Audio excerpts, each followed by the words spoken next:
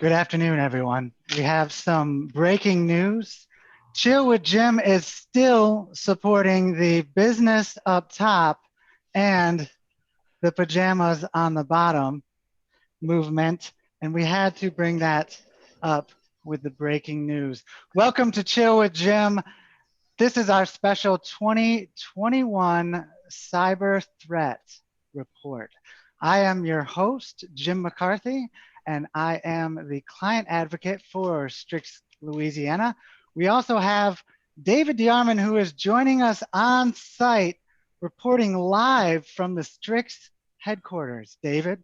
Yeah, it's wild here, Jim. The wind is blowing very, very hard. I'm, and no, just kidding. Yeah, David DeArmond here, owner of Strix LA. Thank you guys for being here today. Thank you for joining us, David. And now for a quick word from our sponsors. Hey, everyone. I'd like to tell you a little about Strix, Louisiana. We believe there's always a better, simpler way to do just about everything in this world. And that's why we are constantly adapting and searching for the best IT solutions for our clients. So we hope you enjoy this Chill with Jim episode and contact us at any time. All right, everybody. Thank you. I'm back. That was just a word from our sponsors. And now we're going to go into some breaking news for everyone. Today, we're going to be talking about some of the biggest cyber threats that we are going to be expecting that are on the rise and that are on their way to possibly attack us at this very moment. So in 2021, we're going to see a very, very big rise in cyber criminal activity. And now this is due to a huge change that COVID provided for us into the digital landscape. So if you think about it, think about all of the changes we have experienced this year. So a lot of us are changing the way we go to work, changing the way we go to school, changing the way we are social with everyone else. And almost all of it has a much more digital influence now since where we were at last year. So many of the aspects of our lives being pushed into that more digital existence has really opened up um, a digital world to all of us, but has also provided more targets for the bad guys and has opened up some new attack vectors because we are dealing with, everybody kind of being thrown into this all at once. And so we have been learning as we go. I know the work from home solution is constantly advancing. That's something we'll talk about. But I actually kind of wanted to go into some of the what I would call almost sci-fi feeling attacks that we might see coming up that are predicted to be either in existence and in use right now or that are being perfected. So, one of the cool things I read about was and interesting is that they will start to be, they're going to start sending uh, viruses, malicious software over the telecommunication satellites to on a big scale to all of these network satellite based systems. So the criminals are going to try to actually get into the satellites themselves, spread the malware, and so they can do it on a huge level. They're talking about using it as a big scale DDS, DDoS attack, um, and just attacking the vital communications that we have. So that And was one that I kind of thought was like, whoa, and I'm sure that they've already started doing this. And I don't know if anyone out there has any stories that they've heard related to this. yeah, before we get too far along, I wanted to make sure that we define DDoS for anyone who's not familiar with that term. That's a distributed denial of service attack. And so really what you're looking at is a hacker or a hacktivist or whoever it might be wants to shut down someone's services, their website, their network, whatever it is, and that's called a denial of service attack. They'll take whatever steps they take to shut you down. Well, a distributed denial of service attack is when a hacker or a group of hackers go out and they get a bunch of other computers to target a particular website, a particular network, so that it's a mass attack. It's very effective. It's also very hard to shut down because it's coming from so many different places that it's difficult for firewalls maybe to shut that down. There are services out there to help with that, things like Cloudflare if you're talking about your web services. But yeah, so DDoS, distributed denial of service, and it sounds like it's going to space now, right, Jim?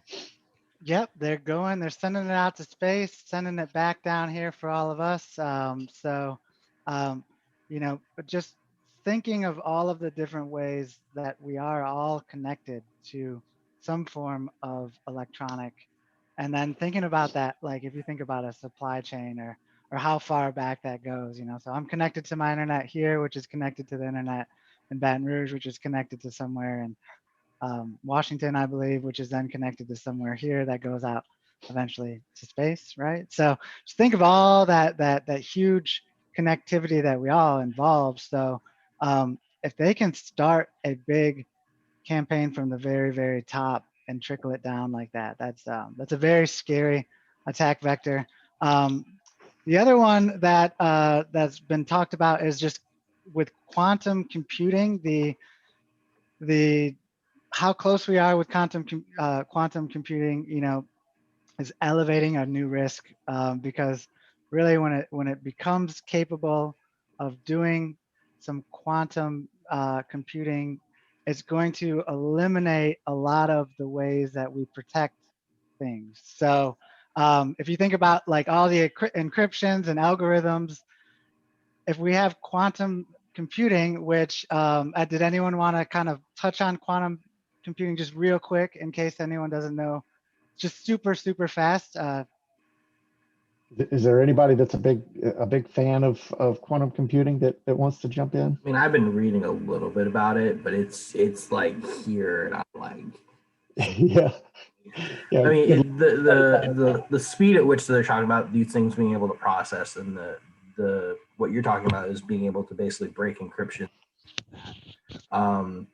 There's been talk about changing the types of security measures that we're using, going more over to biometrics and going over to more multi-tiered, multi-service security settings. So that way we're not relying as much on the secrecy of code. Yeah, I mean, it's going to change the landscape almost significantly if they can figure this out sooner than it sounds like they're a lot closer than we know that they are. Right. Yeah. Quantum computing really it's computing down at the atomic level, and so you get these billions of atoms, and if you're able to watch the state of the atom back and forth and measure that, then you can actually compute with these atoms. And so the amount of calculation you can do in a very small space is almost limitless at that point. So things. One of the things with encryption right now is that the reason it works is because it would take I don't know 3,000 years for a computer to break the encryption. Exactly. With a quantum computer, that can happen in 3 seconds. So.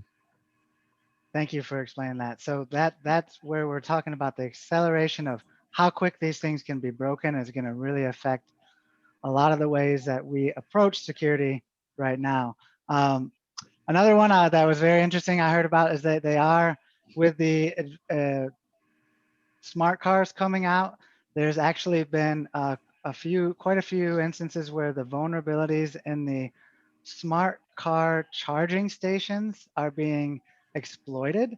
And so what they're doing is they're actually able to shut down or prevent the car from being charged. They had another one where it was actually affecting the health of the battery and damaging the battery. So they're talking about, these type of attacks, if they start to get popular, people are going to go to fill up their gas, charge their car, and it's not going to come back on. They're probably going to get an Uber, and the bad guys come in and grab the car. And so it's another way where it's like these things that I hear that I'm like sci-fi or I Yeah, guess.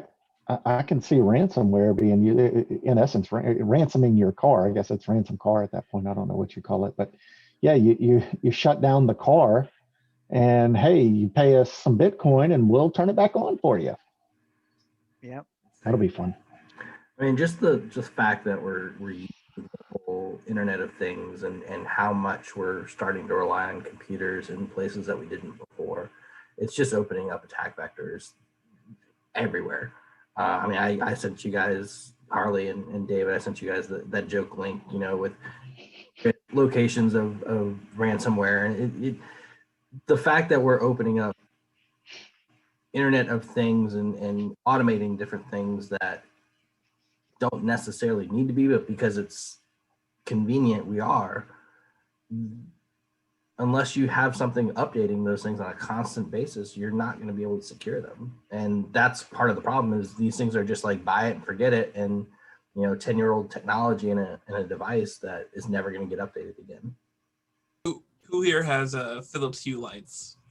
Anybody know what they are? Anybody have them? Just me. I don't I have know them, what but they I are. I don't have them. So for those that don't know, they're wireless Wi-Fi light bulbs. Basically, you put them on your network, and then you can, if you have like Google Home or something, you can tell Google like, hey, okay, Google, turn the lights on, turn them off, turn them blue, turn them red, right? And you can control it all from your app. Really, really cool stuff. And the way they work is you put the light bulb in, and then they communicate. I don't know the technology they use, something like Bluetooth, to communicate back to a little hub that you have plugged in to your network with a wired connection. And there was a write-up done this year at DEF CON where these security researchers, they basically sat in a parking lot. I mean, this is the story they told, but they sat in the parking lot outside of some guy's house who had the Philips Hue lights. And they were able to find a way to use the wireless light bulbs to compromise that hub that ended up sitting on the network.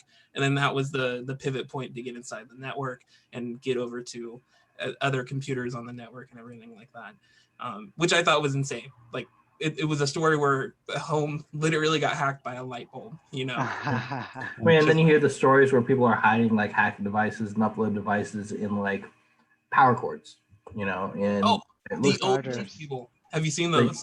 Which one? The OMG cable. Yeah, where it's a USB cable and you plug it in like you're trying to charge something, and it's actually uploading malware through the connection. So anybody can just Google OMG cable. It costs $250. I'm dying to get my hands on one. But yeah, it's they make them like USB-C or whatever type of port you have on your phone. It looks just like a regular like iPhone charger or Android charger, and you plug it in, but inside the cable is a tiny little microcomputer. So when you plug it into your device, now whoever has control of that computer, they can just connect to it over Wi-Fi or Bluetooth, and now they've got the way to execute commands on your phone. And you don't think anything of it because your phone starts to charge. So the next time you're in an airport and you ask me to borrow a charger, I've got you as soon as I've got one. Yeah, I mean, and we talk about trends coming up in 2021. Devices are going to become a bigger target because people are realizing how much personal data is on a personal device. Yeah. The moment you can get sideways into somebody's personal device, you've got pretty much access to everything in terms of passwords and biometrics and all that information. If you can get into the phone, is there. Yeah. Jim, I think you mentioned supply chain attack earlier, but it's definitely something we need to talk about. But I'm thinking what Harley's saying there. Think about the manufacturers of these power banks or the like Swiss Army cords. Those things are great at a conference, and so you have a conference and people are handing those things out like crazy. If that's compromised, everybody there at the conference just compromised their device. So that's scary. That's scary. Well, I thought about if you just leave one at the airport, I guarantee you everybody is going to plug up to it without even thinking. Because finding the charging space at the airport is like gold. There'll be people waiting in line for that thing. So let's make it so it can't come out of the wall. there was a guy, I think it was on Britain Has Talent or one of those type of shows, and he's a hacker, but he's also a magician, like an actual card trick guy. And so he combined those two passions and did an amazing performance. And basically, he printed out this giant QR code, which are the things you scan with your phone. And it takes you to a link or can do whatever it is. They can do a lot of stuff. Don't scan those if you don't trust them. But he had like a big one on like a big piece of poster board. And as the audience was filling up the auditorium, he told them, scan this with your phone, scan this with your phone. And everybody did it. Nobody asked any questions. So later on, when he's given his performance, he does like this crazy thing. And then at one point, like he makes everybody's phones start turning different colors, like the screen of their phone start like flashing different colors, and the entire auditorium just lit up in color. And it happened right at the moment in a show where it, like, went with what he was doing on stage, and it was incredible to see. But I thought it was just a really interesting story because it's like you're seeing how all a dude did was say, hey, everybody here scan this thing, and all it takes is one person to say okay, and then everybody else follows suit. And all he did was make your screen flash, but it could have been malicious, and that whole auditorium could have got hacked and no one would have ever known. Yeah, some great points. And I love this because it is going to be pretty turning into free flow. You guys are hitting on so many subjects already that I had lined up. So no, this is great because I wanted to talk about with the Internet of Things, or you just think about, right, all those connected devices. So with the work from home environment, what we've created now is that if I bring my computer home to work from home and I'm connected to a secure network, but I have one device, let's say I have a smart TV or maybe something like an Alexa, smart speakers, anything that's talking to that network. If that has a vulnerability, now it's a way in for them. So I can just think about all the things in my house connected, and I don't have a smart home, and it's not automated or anything, but it's over 6 or 7 devices for sure. Yeah. So you bring into your smart device, you bring in, if you got wireless cameras, or if you have cameras, a camera system that's set up to the network, there's another access point. And so before you know it, you got 15 devices that, the homeowner now is supposed to know how to get into them and update the firmware and make sure it's all locked down. Like I was installing a router for the house the other day, a new cable modem, and the first steps are to set it up as insecurely as you possibly can. That's what they show you. They don't show you how to get into the portal at all. They just show you how to click a button and have it connect. Yep. So they're teaching And if you don't go everyone to beyond do that it point, insecure. Yeah. So it's not like how are people supposed to know? So that's one thing that's huge here is you think when we're talking about that expansive digital landscape where it just keeps broadening, there's more and more. I mean, I live in an apartment complex that's pretty central to like 4 or 5 different buildings, and I had to get into my router to reconfigure something the other day. And you start looking at the networks that it's picking up and like what your computer can pick up within just able to read it. And I was doing one of my exercises where I use a secondary modem to kind of man in the middle practice. And I was practicing on my own machine, but I was looking at all the other things that modem was able to pick up. I'm like, there's like 30 networks within 20 feet of my apartment, basically, that I could have just, and they all, 90% of them had default names. They didn't look like they'd been configured. It was just plug in and go. So, I mean, yeah, people need to be very careful about how they set up even just their home networks, especially with us working from home as much as we are. Make sure that you're following your company's VPN standards and making sure that you're logging in the way that you should be logging in, because there's really not much discussion though. Brad and I were talking yesterday about network segmentation, and nobody has their home network segmented. So, and what that means is basically you put certain devices on a separate network so that device A is not able to talk to device B because they're on separate networks. And so with IoT devices, you put it on its own network so that it is unable to speak to your computers. And that's a security measure that you can take, another barrier that you put up. But who's doing that at home? That's much more advanced. So Yeah, I won't say anybody because my home network's like that. Yeah, me. But I mean, your normal average home user, no, they are not doing it. I think the router manufacturers should start actually implementing this as a default standard, but that's not going to happen overnight. Yeah, That's tough to do even. It's hard to just put a box on your network and then everything's isolated.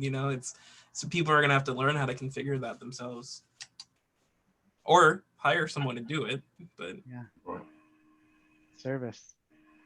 yeah, Yeah. Hack into their home computer. Hey, if you don't want me to be doing this anymore, I can fix it. fix your network.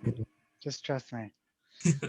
Yeah. So I mean, all great, very, very, very valid points. And as we see, so the trend of all of our defense mechanisms, software, all the things we do to prevent the bad guys, that's good and new.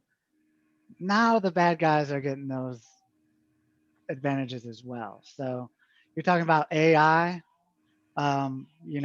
automation, advanced querying, and advanced like spear phishing attacks now, because they have something that goes out and does almost all of the work for the guy, whoever's doing it, the person who's doing it, and now they can do, instead of the hacker being to send 1,000 emails an hour, now he can do 1,000 emails every 10 minutes with very specific automated tasks that register all. So all of those cool things we're using to like stop them, they're getting a hold of them, so they're using them against us.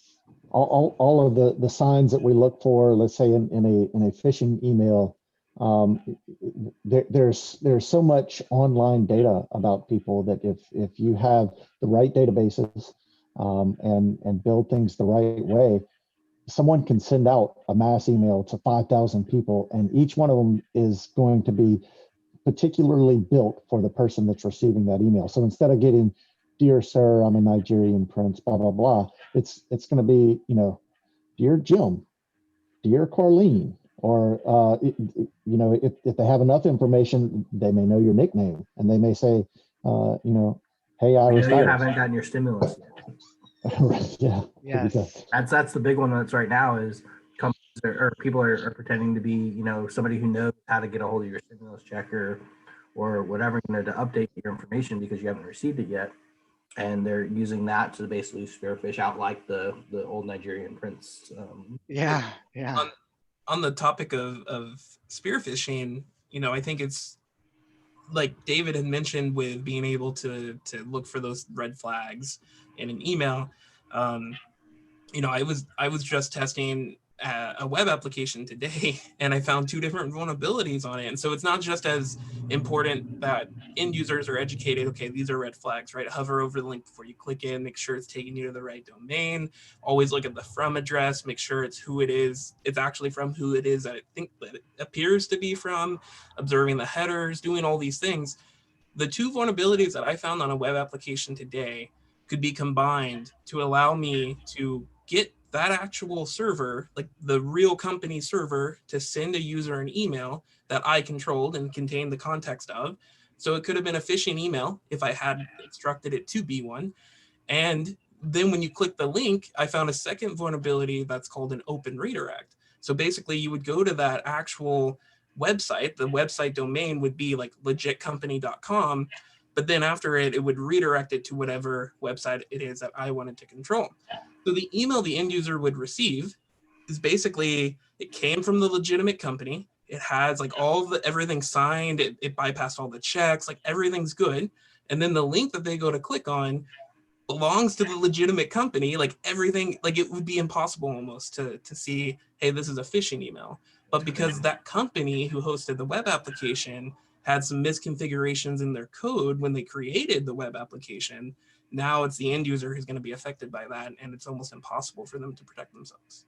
Yeah, it's probably on Jim's list here, but the API attack. So an API is a way to interface with a web service, and it all kind of happens in the background. It's not a user clicking here and there, and it's built to make things easier to use. But the level of security that's been put on a lot of these APIs is not good, and it opens things up. I don't know if that's what you saw there, Harley, but it was an API, the ability to exploit an insecure API. But yeah, I think we'll see more of that. I think a lot of customers, now that we're talking about moving more towards the cloud and cloud hosted services and managed services and stuff like that, people think they're safe, but clouds have to be configured by the user. So you can use a service that's as secure as anything else out there, but if you're not doing the work on your end to make sure that you've got your application, set correctly or configured correctly, there's going to be holes that people can actually get in there and exploit. And cloud breaches are going to be a focus because so many companies are trying to use them now. Yep, you see all this stuff right here. We'll just go with the flow on that. No, man, you guys are touching on so much that like is just so important about this. Think about the amount of rush we all had to take to get into the digital state that we are now. So businesses, maybe the person who developed that web app you're talking about, Harley, they were in a rush because, oh my gosh, everything's going to the web. I have to build a web app where my users can interact with it. So I'm going to pay, blah blah blah to do it, and they're going to get it up, and I just need it up, and I'm taking whoever I can get because the market's exploding right now. So you think about that mixed within the rush for equipment, cloud solutions. Everybody's just rushing out and buying all this new stuff and putting it in place, but I don't think there's a whole lot of configuration help that they get in the beginning. So, or just the fact that we just needed it in place. Now that it's been 6 months ago, I don't think there's a whole lot of people that are like, did we do all the security things we needed to on that laptop that we got in 2 weeks and just handed it to our employee because we didn't know how else to handle it, or something like that. It's just this mad rush. So I think that has just opened the door for like bad habits. And so now a lot of what we put in at the middle of last year to come up with solutions probably has some security holes and some vulnerabilities and maybe some configuration issues that we got to go back and revisit. And then just to look at the speed of things. So we talked about the quantum computing, but with 5G, now they're able to do a lot of more swarm-based attacks, because it's a lot faster. So they're gonna, just like what the attack that David described, it's gonna overload whatever it's going. So it's gonna hit it with as much information as it can, hoping it can break it and get into it that way. And so the speed at which attacks can come is a lot faster. And then with 5G, they can come from anywhere, right? Because it's and they can move with you, or it doesn't matter where you are, because 5G, it's going to be it's a very widely available wireless internet connection. The phones are connecting automatically to it, so you're you're no longer on your network. You protect your network, you're okay. Now you're out in the wild. And, that's a big one. Yeah, The other half of that is that as we adopt 5G, you still have tons of companies that are still on a 3G and a 4G.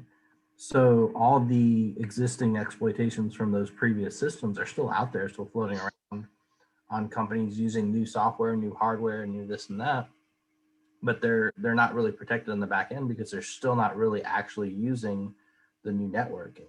Plus, the new network itself is, still kind of open source, or not open source, but it's new, so we're still trying to test it. We're still trying to make sure that it's working, but it's going to have a lot of flaws at the beginning that people are going to be able to exploit in. So that just because we have the new technology and just because we launched the new technology doesn't necessarily mean that the new technology is safe and that the old technology is not in use. So we're kind of putting a lot of security on something that's just not as secure yet. Very good. Very good point. Yeah. You think about the ways that if it's always connected through the 5G, the rate of mobile attacks are already increasing because people are finding ways to get into cell phones and devices, mobile devices. So now you got everything connected again. So just like we talked about that trickle down, if you can get close to the top and just make one little change, that change can affect thousands, hundreds of thousands of software, devices, whatever you could think of. So just huge things coming up. I think brings a new level of insider threat to everything now because you're looking at people working from home. Maybe they're not even interviewing in person, so you don't really ever meet the person. And there's been quite a big focus on that. This could turn into where someone is almost a espionage agent getting into your company and finding ways to leak your data. So, they never have to meet you in person. You get them into the company, they're working remotely from home, and you think they're all set up good, but now they're not in your company anymore. They're not in your facility. So you have no idea what these people are pushing out. So there's a big concern there that we're going to have people coming in just specifically for that. So yeah, just hire me. I'm entry level phone answerer person, direct all the calls for me, and they're directing all the information somewhere else. I've got friends who got hired to do that, be a red teamer, obviously not in a malicious manner, but they were hired and brought in to pretend to be, a low level IT employee. And of course, he was hired by like a big enterprise that everybody would recognize, but still, like that was a concern of them, and they wanted to see, okay, well, can we catch a malicious employee doing things that they shouldn't, accessing things that they shouldn't, exfiltrating data that they shouldn't. And so, I mean, yeah, that's very much a real attack vector for sure. That I agree. I think the remote workforce is only going to amplify that. Yeah, very, very much so. We talked about David Brin talked about the cloud, us all running into the cloud environments now and having to be there. Opened up a lot of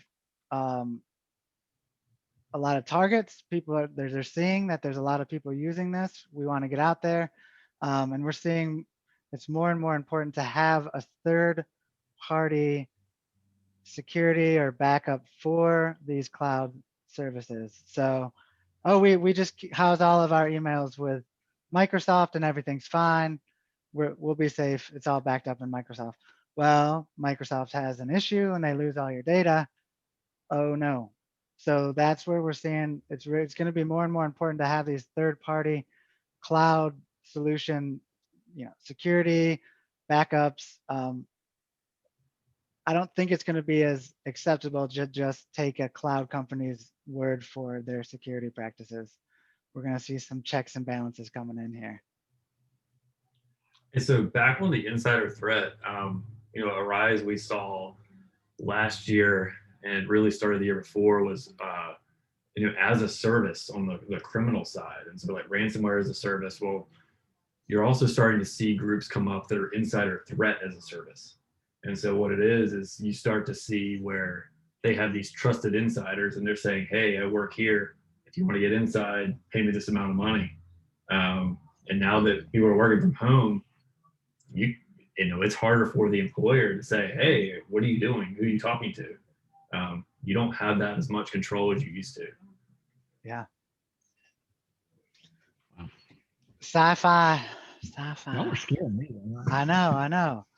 Um, well, I mean, we had touched on quite a bit of good information. One of the things I did want to mention that they've seen kind of slowly progress, but it's looking more and more imminent, is that a lot of the big organized crime, cybercrime companies, I guess you would call them, or syndicates, I don't know, organizations, are actually coming together. So now you're looking at like the Emotep people teaming up with TrickBot, coming in and maybe using some of the I don't know if this is how I say it, Ryuk ransomware to help them get their stuff out there. So they're looking at, they're seeing more and more where what used to be segregated, each person was kind of their own entity, each criminal and organization was out there. Now they're talking to each other, using each other's tools, buddying up. So just another thing I think that's going to be more and more this year, we're going to see a little bit more of is some combined attacks. So You know, uh, that's dangerous, obviously, because collaboration, we all know, is only amplifies, you know, what you're able to get done exponentially. But it's also dangerous from an OPSEC point of view on their half, and I think it's going to bite them. You know, it's the type of people that are performing these attacks, these type of groups. Most of them already have some you know shady attributes among themselves. You know, for example, I know a guy who he was one of the founders of the group called Bullsec, big about 10-15 years ago. But they work closely. It's a hacktivist group that worked closely on a few projects with Anonymous. And yeah, the basically what ended up happening is the guy that I know, um, he got arrested and busted and became an FBI informant and ratted out all of his friends that he worked with. You know, and there was obviously a lot of reasons for that. But my point is when you do start kind of breaking outside of your norms from an OPSEC point of view, it's almost a good thing for the blue side, because it's only a matter of time before one guy does get caught, and then he'll start talking to try to save his own, you know. So I don't know. That's kind of my 2 cents on it. it's a good point. It is a good point. Yeah, it's the damage they do before they get caught. You know, so it's they can do greater damage before they get caught, and then of course they get caught and the whole thing gets broken up. But how quickly are they replaced by somebody else that is doing it? Yeah, that's an interesting thought there, Harlan. All right. So all of these things out there, we're not trying to freak people out. We are just taking I think this is a great time to take a look at the future obstacles, the future threats that we could possibly see, because uh, with the amount of change that we experienced last year, uh, I think it's going to accelerate quite a few of the new and innovative ways we see the bad guys coming at us. And so it's good to be prepared. So on that note, you know, like what are some of the things that the people who are listening, businesses, me as a, you know, an individual, can we do to make sure that we're safe? We have hit a lot of points where you can make sure you do have the cloud, third-party cloud protection going on along with your cloud service. So now you're having a kind of, like I said, a check and balance is going on.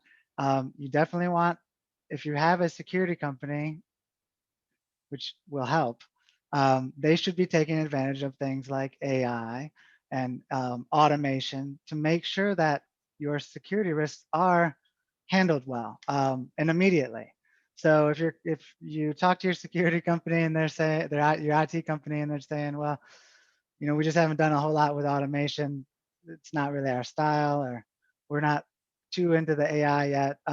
This might be something you want to use when choosing a security company, because if the bad guy, you know, we want to have the same tools in place to protect us as the bad guys are using. So definitely make sure to keep those things up. Work on your authentication. I think they were saying that um, systems without multi-factor authentications are pretty much going to be guaranteed to be breached this year with the way that they're handling it. So put your MFA in, get it on for all of your service, business especially, but even personal. Those are some of the things I had. I did want to open up. We do have, just so everybody out there knows, we have a group full of cybersecurity specialists, really. So I'd love to open it up to you guys to see what other. One of the things I've been writing about and getting a lot from my clients and wanting to get across to their customers is don't assume just because you're a small business or a medium business that you're not going to be a target. I think a lot of small businesses are kind of relying on the fact that, oh, we're small, we're off the radar, we're not worth the attention that a hacker may put into. But as we kind of talked about, because these tools are so easily accessible and the attack vectors are so wide now, I mean, like you said, you can send out 10,000 emails in 10 minutes, with the right tool. So just because you're a small business, you're still going to be looked at. You're still going to be a target because you're managing data or you're managing something that might be of value to somebody else. So having a plan and actually following through with that plan is probably one of the most important things that you can do just on the back end, not assuming that you're safe. Yeah, I think a lot of it is awareness and just understanding. A small business has to understand now they are a target. It has to be a consideration now before you kind of get away with it. But as the threats have gotten easier to implement, I guess the cost of the protections has come down. It's really something you need to start. I would say just build it into your business model as part of your expenses, that as a business, I'm going to have to pay for cybersecurity. You need to pay for a computer. Okay, that's fine. Everybody understands. Not everybody believed that 15 years ago. I don't need a computer. That's fine. Today, everybody, going into business, you got to have a computer. I think cybersecurity, you going into business today, you got to have cybersecurity, and that means you bring someone in that knows it, because it's trying to treat that yourself that's tough. There's a topic we haven't discussed that I think is super prevalent in 2021, and that's the emerging deepfakes and misinformation campaign. I think that's a huge thing in 2021 that's coming. How do you see that one being exploited? scares me. Harley? What's that? How do you see that one being exploited?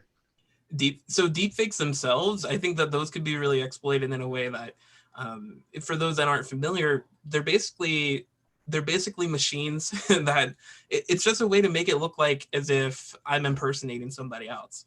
So imagine I took an image of David and I was able to make it look like I take an image of him and I type up a conversation. Maybe it's just a simple sentence. But technology is getting so good to where a deepfake can be produced that looks like it's David, it sounds like it's David, and whatever it is that I typed, he's delivering that message.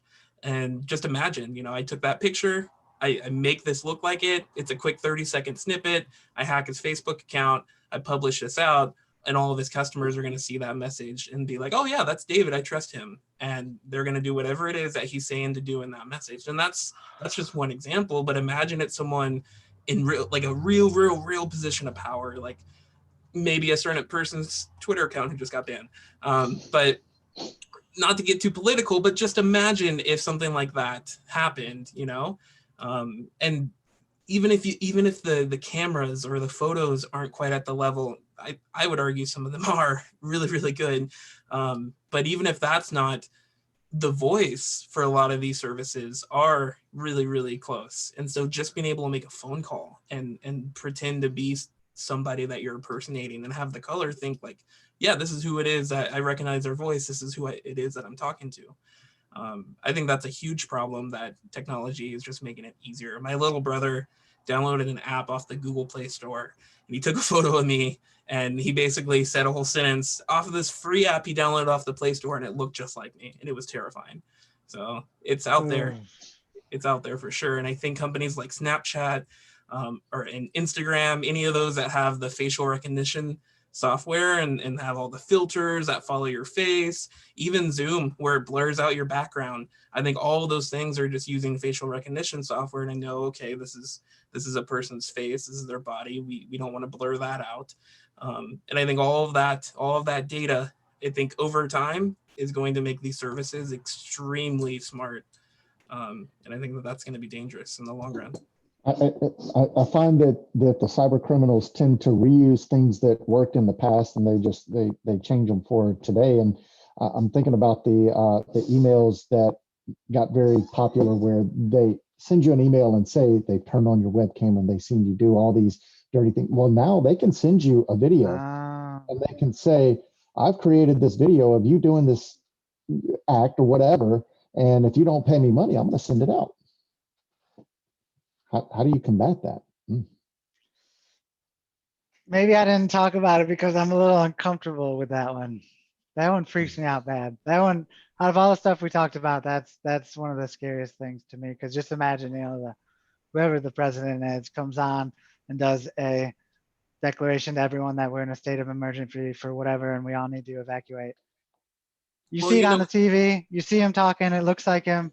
You're going to evacuate. You're not going to say, well, what channel is this? And let me see the sources here. Exactly. And that's, it kind of leads into other conversations, but just misinformation campaigns in general, or fake identities online. Like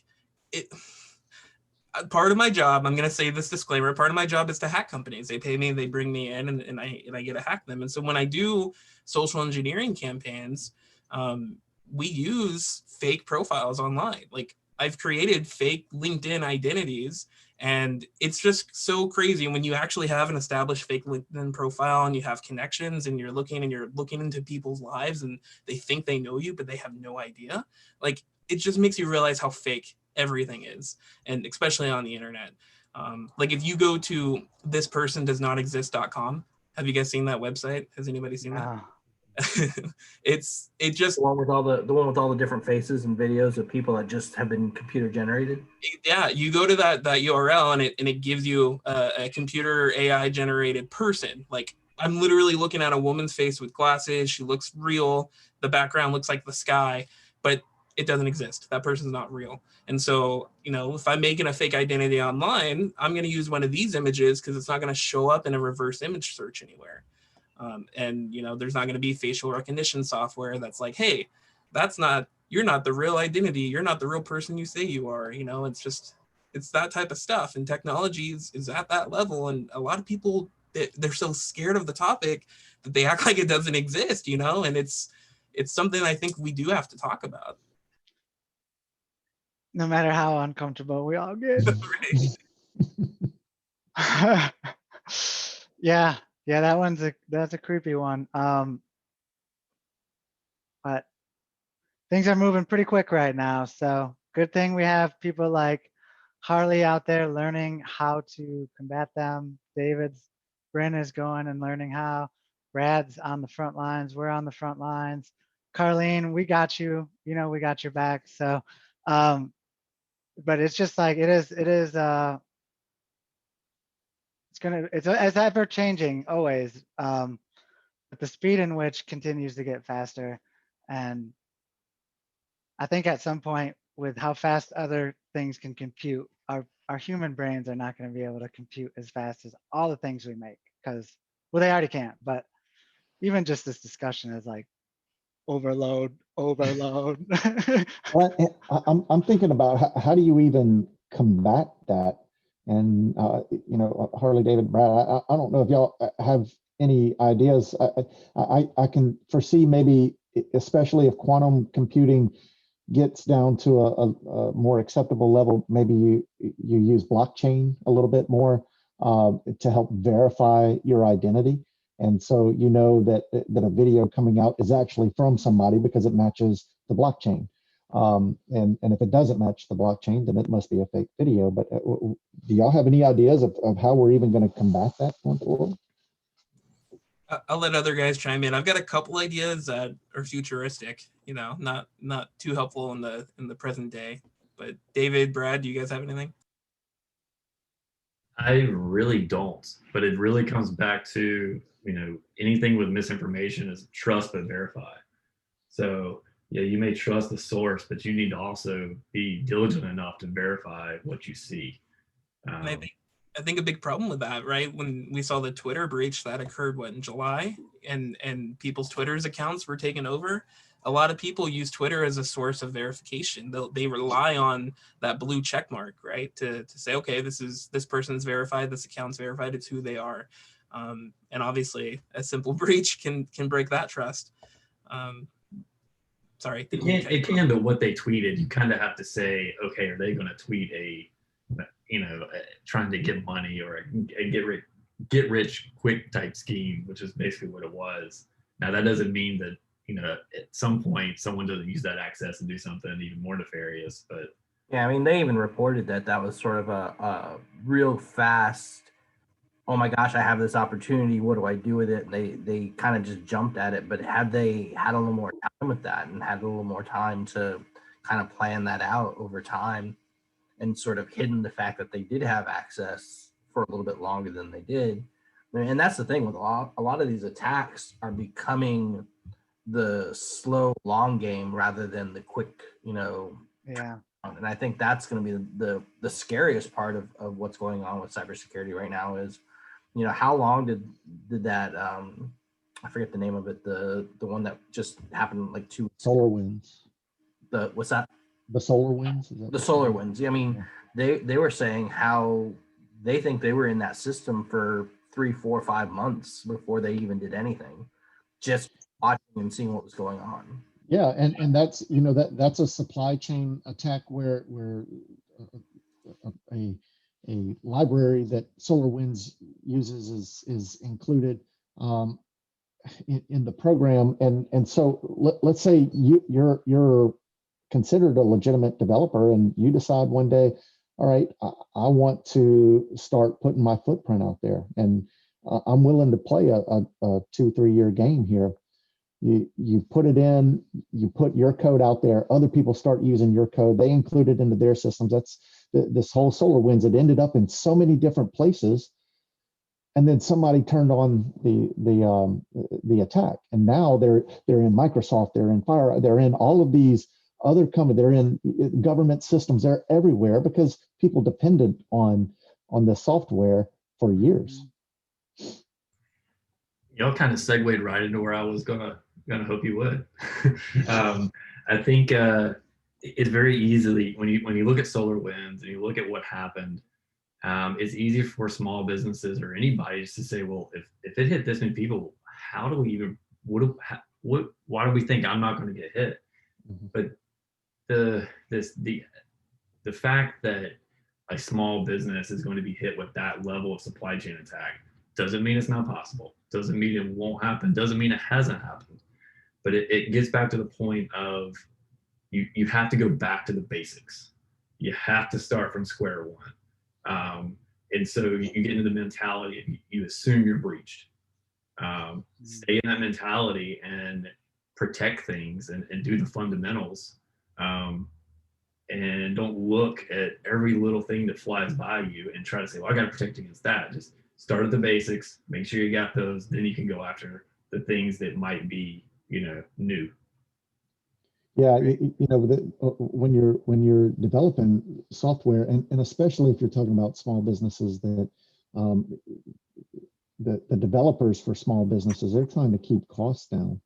And so you have to weigh what libraries do I use that are built out there that you can get for free on GitHub, and you download the source code.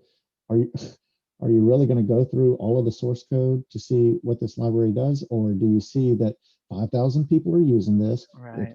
It has great reviews. It does what I need it to do. I'm gonna put that in my application so that I don't have to build that.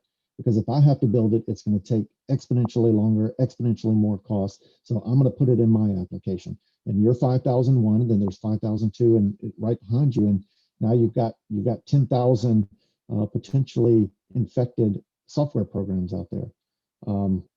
And especially for a small business that relies on those sharing of code, basically, that's going to be a tough one.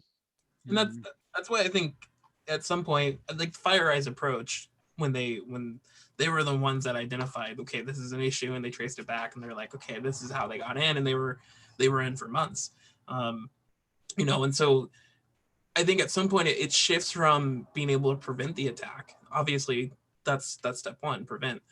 But then you got to make sure you can catch the attack. And someone like FireEye, who they detected movement, they detected weird behavior on their network, and they were able to shut it down, lock that access out, and report it. And all that got exfiltrated was a list of tools that they used, which is bad. Yeah, that sucks, but it didn't get customer data. It didn't get credit cards. It didn't get social security numbers. Why? Because they had network segmentation, like we talked about, and they were able to detect the attack once it occurred. A lot of small businesses, they don't have the resources, or they don't take it as a high enough priority to spend the resources to be able to implement those things. So they could be breached and never know, because they don't have the capabilities to detect the attack. But when their identities get stolen, and all their employees have their identities stolen, or someone finds a bunch of sensitive private data about that company online, that they're going to wonder what happened. And next thing they know, they're out of business, and no one understands why.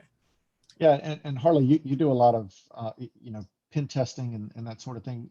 I know part of what you look for is the known vulnerabilities for software that somebody may be using. Is there an easy way, or does it really just take hiring a pen tester to do a quick review? So if I build an application and I put it out there, how much does it cost, or what am I looking at as a small business to get it tested, at least to catch the obvious things? Yeah, I mean, there's tools, there's other services you could purchase that are cheaper than hiring someone like me, that will scan your code, and it's like, okay, well, you're using this function which is really insecure because of this reason. Best practice says to use this function instead, and then it's still up to you to spend that time to say, okay, I agree, I'm going to rewrite that function. A lot of people are just like, no, I do it this way, and they ignore it, and then they publish and they don't think about it. So I think those type of things, yeah, they're cheaper. You can implement them. You're going to spend more time. It's going to take more work on your end to actually fix it yourself.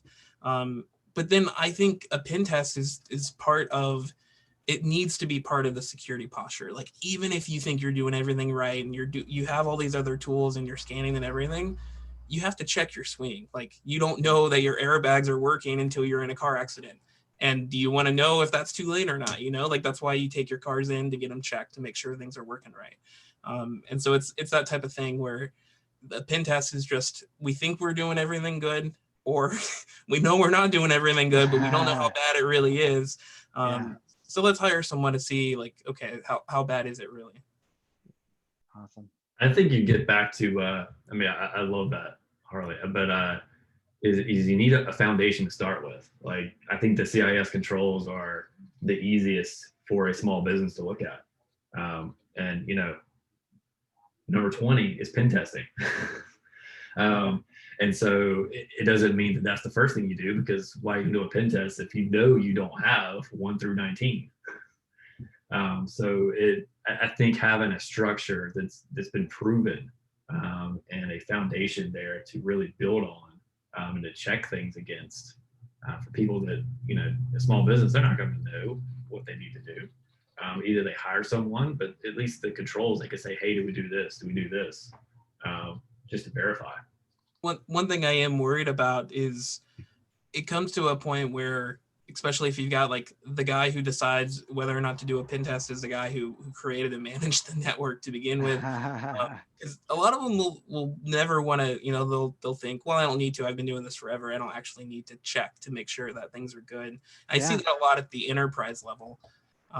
where people don't, they're like, well, I've been a network admin here for 20 years and we've never had an issue. Or I did a pen test 2 years ago. I had someone tell me this. I did a pen test 2 years ago, and that one person who had limited scope couldn't find anything. So we don't need to do another pen test. And it's just those type of things that, it's when you have this checklist and you've got like, okay, all these other items, I think that a lot of people can just say, I don't need to do a pen test. I could do everything else first. And because the pen test is the only thing out of all of those that show you to your face and prove it, like you're doing something bad. I guess vulnerability scans and stuff could do that too, but you can always argue like, oh, well, that's not really a critical because of this and that. Yeah. Wow. Powerful, powerful stuff. I know, just thinking about that, the coming up with those few things you like Brad talked about, having a base, it's going to be so important to getting. So if all of these questions are questions that we're talking about are things that maybe you haven't gone over yet or haven't thought about or haven't talked with your IT provider about, perfect time. Just grab any of these subjects and ask them and see where you stand.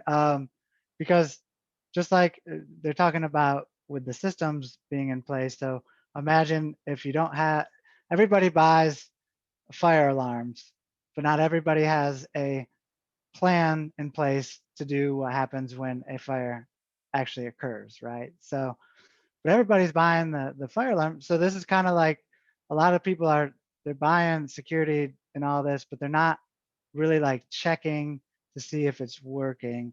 They're not really, they don't have a plan. If it does happen, what then? I love that point, Brad, because we really do kind of got to expect that at some point it's going to happen, but we need this happens next, then we go here, then we go here, then we do this. And that will just really help, I think, a lot of businesses. When it does happen, at least you know what to do. You have a playbook. So And I I don't want to downplay pen testing at all because we're human. We make mistakes. So we need people checking us. So yeah. And I don't want to downplay all the other, definitely very much so. It's everything we talked about all comes together and it works together in an ecosystem to make companies secure. And I think if you're missing any piece of the pie, you're gonna be bit. And so Yeah. Yep. Yeah. Well, man, awesome participation, everybody. I do appreciate everyone for coming out. Love these discussions. We've all had a lot of fun, and I know that everybody who's listening is able to pick up a lot of this information.